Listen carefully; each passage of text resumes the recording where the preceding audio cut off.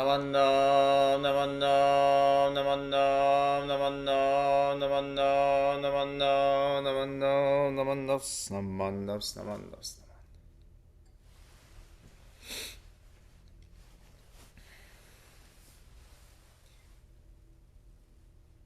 Namo tassa bhagavato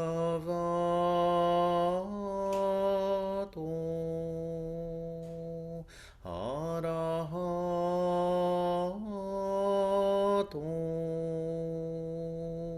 samma sambuddhassa.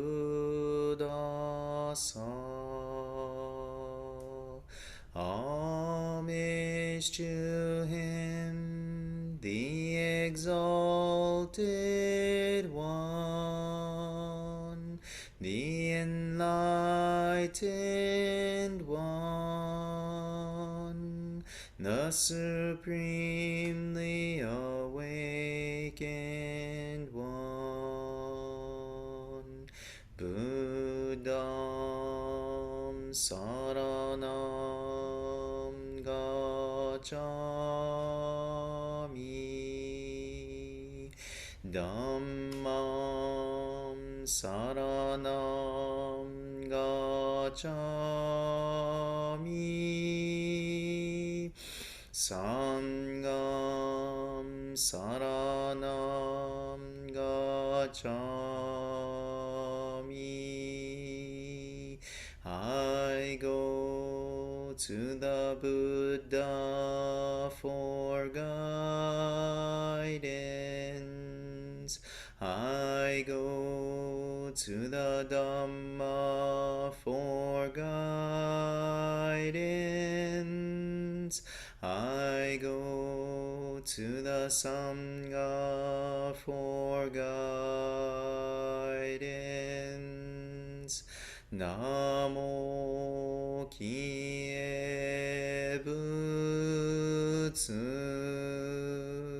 Namo Kie Ho, Namo Kie So.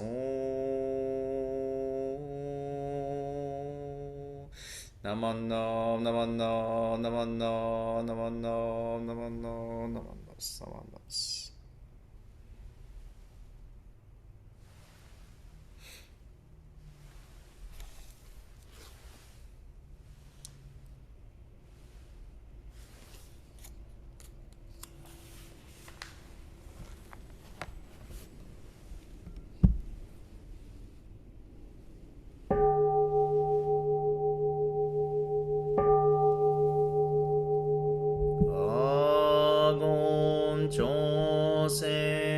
Chosegan Hishimu Jodo Shigan Fumanzo Sepu Joshoga Gao Muryoko Fuidai Seishu Fusai Shobingu Sefu Joshoga Gashi Jobutsudo Myosho Chojippo Kukyo Mishomon Sefu Joshoga Niyokujin Shonen Joe Shubongyo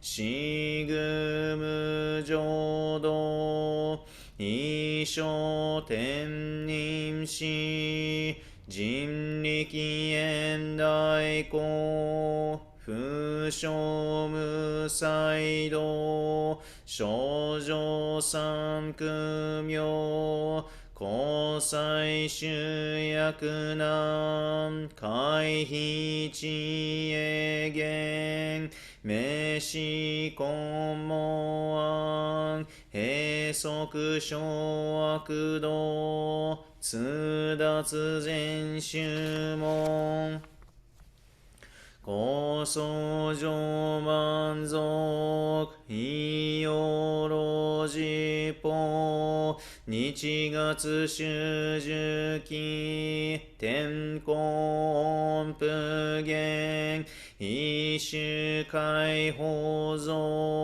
公正苦毒法、上大集中、説法四式、供養一切仏、具足修徳本、元年出上満、得意三害用、女仏無下地、津脱未不詳、願学へ力、投資最小尊、志願や国家、大戦の感動、国書天人、東鎮妙慶。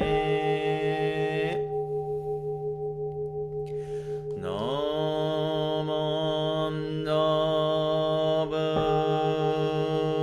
ナマンダブナマンダブナマンダブナマンダブナマンダブ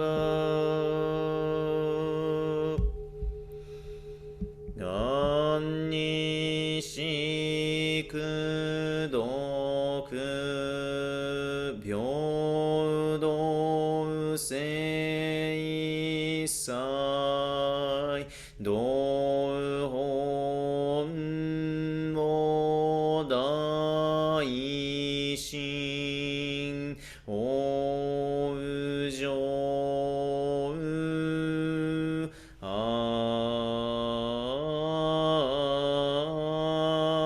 んなこ。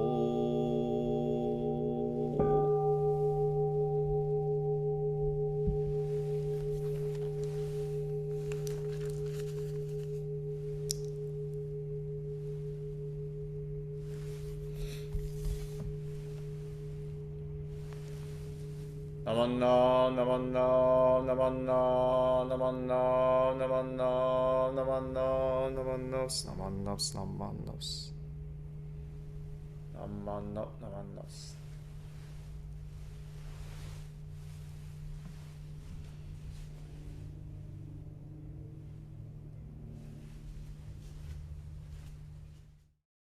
Difficult is it to receive a human form, now we are living it. Difficult is it to hear the Dharma of the Buddha, now we hear it. If we do not cross over to the truth in the present life, in what life shall we cross over? Let us with sincerity and true reverence take refuge in the three treasures of the truth. I take refuge in the Buddha. May we, together with all sentient beings, awaken to the great way of enlightenment and to the unsurpassed intent of Amida Buddha. I take refuge in the Dharma. May we, together with all sentient beings, enter the storehouse of the Dharma, becoming like the wisdom ocean. I take refuge in the Sangha.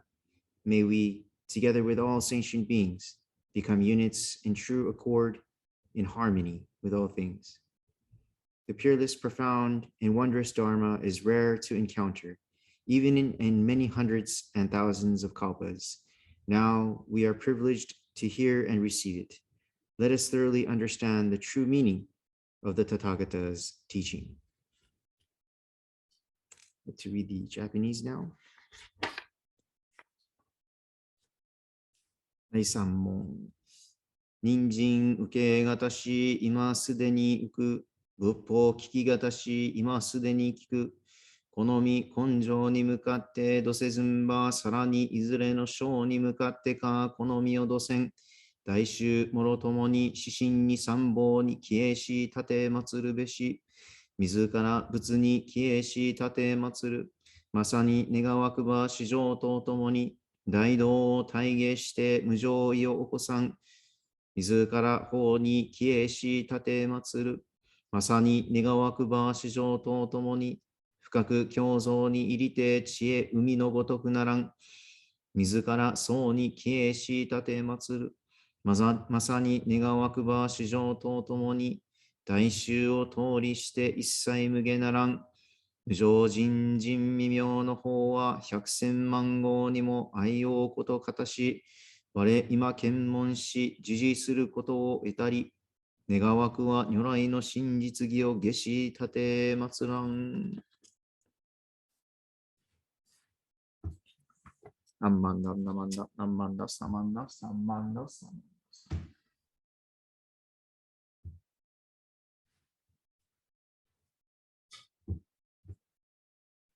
Please join me in Gassho.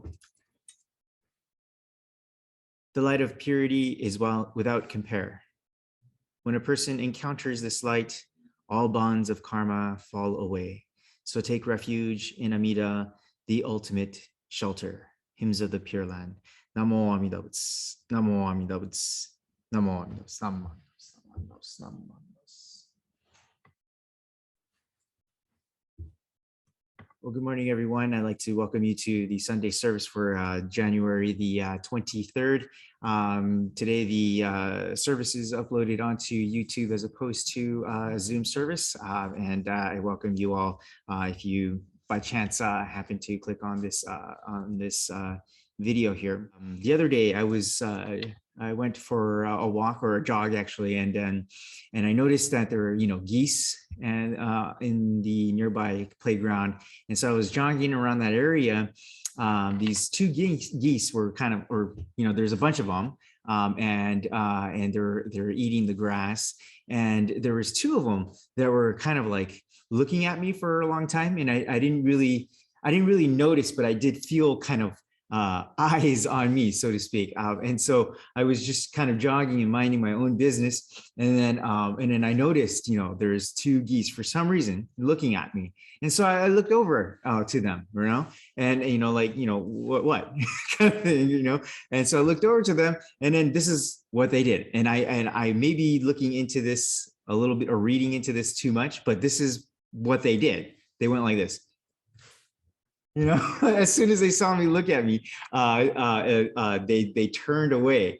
And so I have no idea till this day why they did that. They both did it at the same time. That's what makes it really weird and peculiar too. They're just, as if they're just like, oh no, don't mind me. I was just, eating grass, and that's it's the weirdest kind of encounter that I had with animals in the past in the past few weeks. And then there's another incident that happened some years ago when I was in Kumamoto, and I was living with my wife in Kumamoto, and in her hometown, at her house actually, we went for a drive, and then we came home one night, and we saw a dead cat. Right, a cat was lying dead in the street. And we didn't really know what to do because it was like right in the middle of the street, and it was right in front of my wife's house. And so, we didn't really want it to be. It was like this little kitten that died. So what I ended up doing was I took the cat and I buried the cat in the yard. And so later that evening, I think it was the next day. Later in the evening, we went for a drive again, and then we came back. And when we came back, the place that we parked, there was a big cat there. Okay, not a little cat, but a big cat, and it was just kind of sitting there, like with its back straight, just looking right at us. And if I kept going and parked in that spot, I would have crushed the cat. So the cat was just standing there, firm in its stance, and just not moving, right? And I have no idea what to take away from this. And then so we ended up parking in a different place that evening. As soon as I got out of the car, I looked over to see where the cat was, and the cat had disappeared.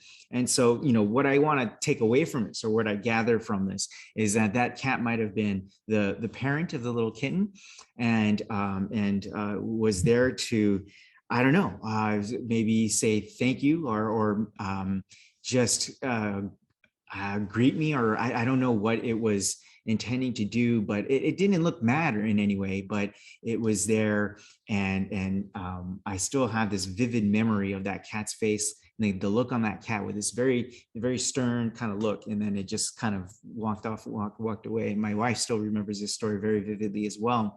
So long story short, there's these two incidents of animals and the fact that I don't know what they're thinking, and animals, who knows what they're thinking, right? And we will never know. I will never know what those two incidents, when those animals were thinking at that time. And I think the same goes for people as well. We never really know what other people are kind of thinking, right? We might suspect, or we might have an inkling in terms of what people are thinking, but we never really quite know what people think of us, what people are thinking of the situation, and this and that. When it comes time for elections and things like that, you think that people would vote a certain way, or your friends would vote a certain way, but they end up voting somewhere else, or for someone else, or for something else. And that's just the nature of the beast, I guess. That's just the way things go. And a great minister once said to me, he said that everything that comes out of our mouths is nothing but lies. Right? Everything that comes out of our mouths is nothing but lies. And at first glance, that might sound very harsh, right? But as I sit and think about this statement, it's true.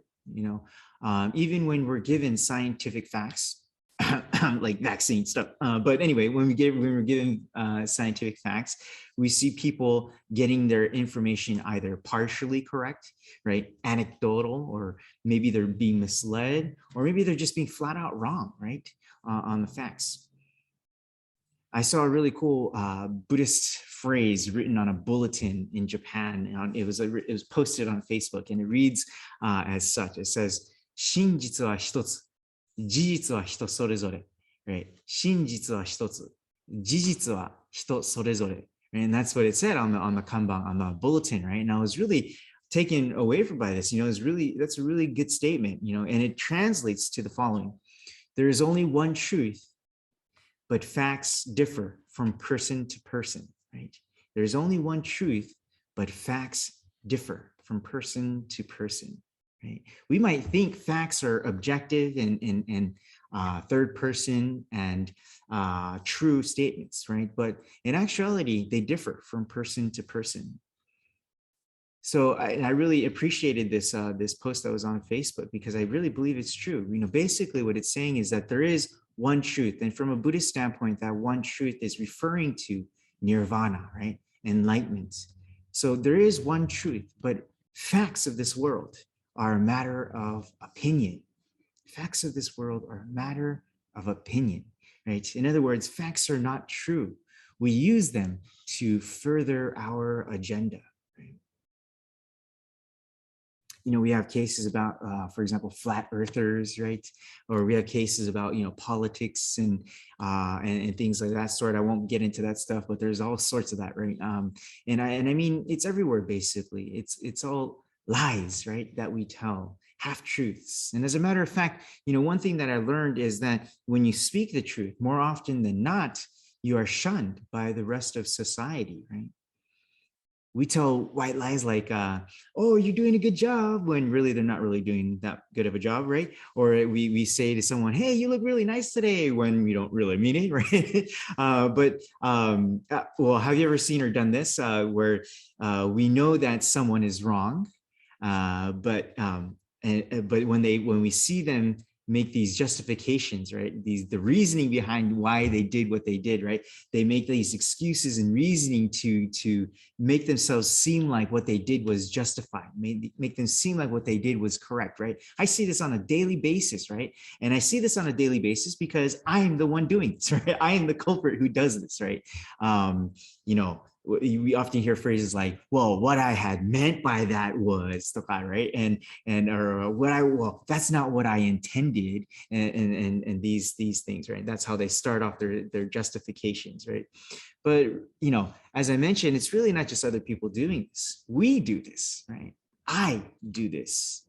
I constantly justify my actions so as to paint myself in a better light, right? To paint myself as a good person, right?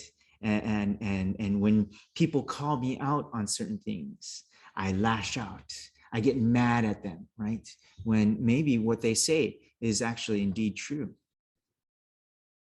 And this is what it means to be human. This is what Shinai Shonin calls the bonbu, or what we translated as the ordinary and foolish being.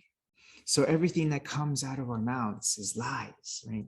They are lies because we filter facts through our ego mouthpiece. We filter facts through our ego selves. Right? All facts, we run it through our ego filter before we speak.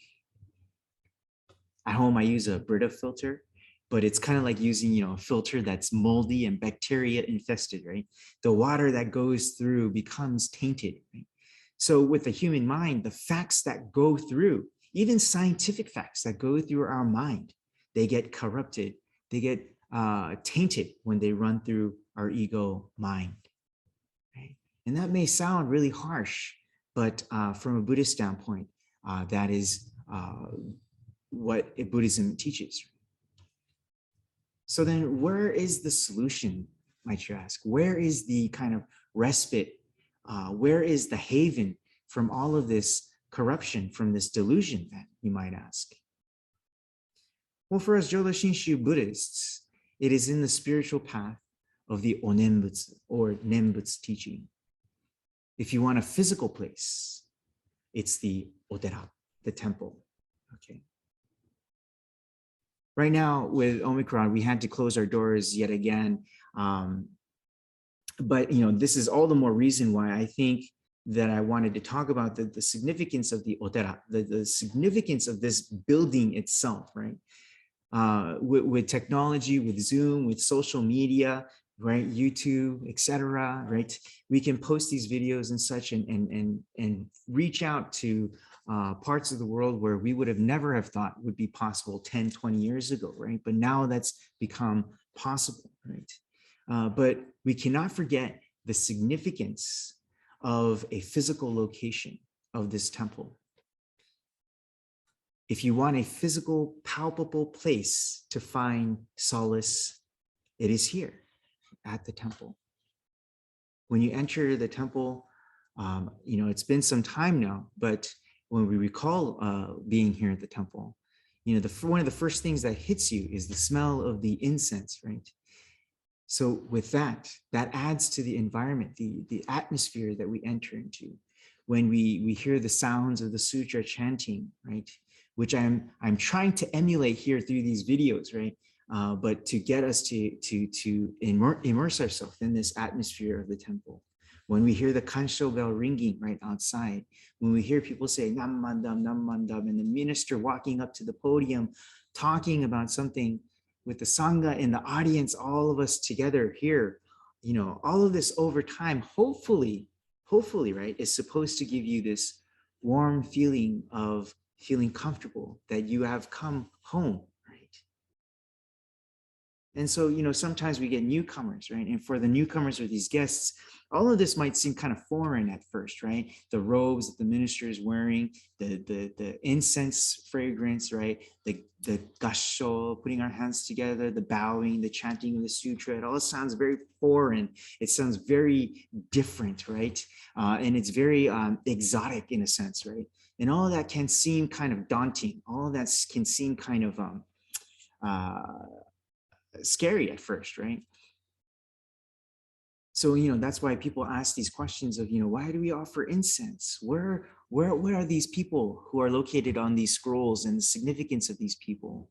Why do we keep saying the phrase nam mandam, right? All of this might seem foreign at first, but over time, the foreignness, the exoticness starts to fade, and you start to feel more comfortable being in this surrounding. The more you are here, the more you become part of the environment and become one with this environment. You get used to the environment, and the environment gets used to you, right? Now you know where Mr. So-and-so or who that person is, and that person might know you, right? It's kind of like going to school for the first time. It's very daunting at first, but over time we get acclimated to the situation, right? Or it's like going to the gym for the first time. At first you don't know where everything is, but after a while, you start to get used to, where everything is, and it might even certain people, regulars, become familiar to you, and you become familiar to them now, right? So all of a sudden you start not to feel out of place so much anymore, right? But the one difference between school and the gym and the temple is that here at the temple, we find spiritual solace. Here at the temple, you can cry, right? So you can't really do that at a school or at a gym, right? Well, I cried at school and at the gym too, many a times, but those are for different reasons. But anyway, we'll leave that aside for another time. But suffice it to say, here at the temple, you can cry, right? You can cry tears of joy. You can cry tears of sadness, heartache, laughter, right? Shame, maybe even pride when you see your kids come up for graduation or something like that. My point is that this is a place where you can reflect on life. This is a place where you can reflect on death, right? And we encourage you to do so. Because if not here, then where? When? Right? If you have your own place of reflection, that might be great, but the temple should be one of your options, right? Here we reflect on the Nimbut's teaching, which teaches us that it is that in our ups and downs in life, we are always embraced within Amida Buddha's great compassion. This Hondo is symbolic of all of us being embraced by the working of Amida Buddha's great compassion. And that is why we should see the Hondo as a sacred place. So the Hondo is a place where you should be comfortable. You can sit here whenever you like, right?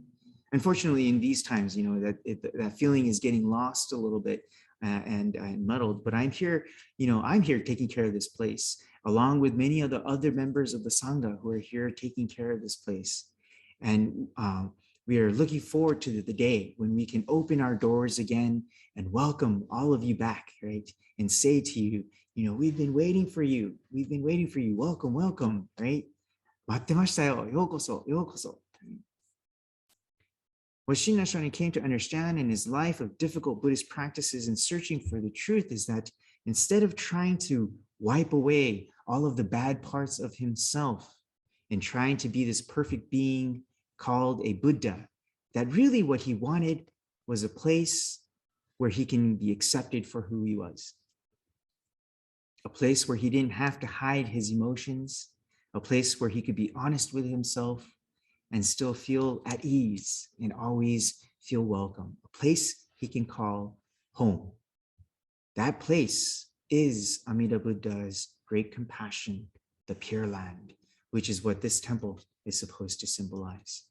And with that, I would like to end today's message. This message of Shinra Shonin has been passed down to us 800 years, right? And we just observed the Hongo service, right? And so I just wanted to reiterate this point that 800 years have passed and it spanned all over the Pacific Ocean to now where we are here in America. We're still hearing this message of the Onenbutsu teaching brought to us by Shinra Shonin. There is something to this religion. It is an absolutely profound religion.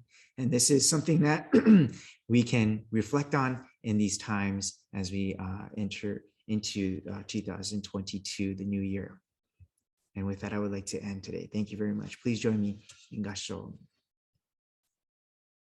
The light of purity is without compare. When a person encounters this light, all bonds of karma fall away.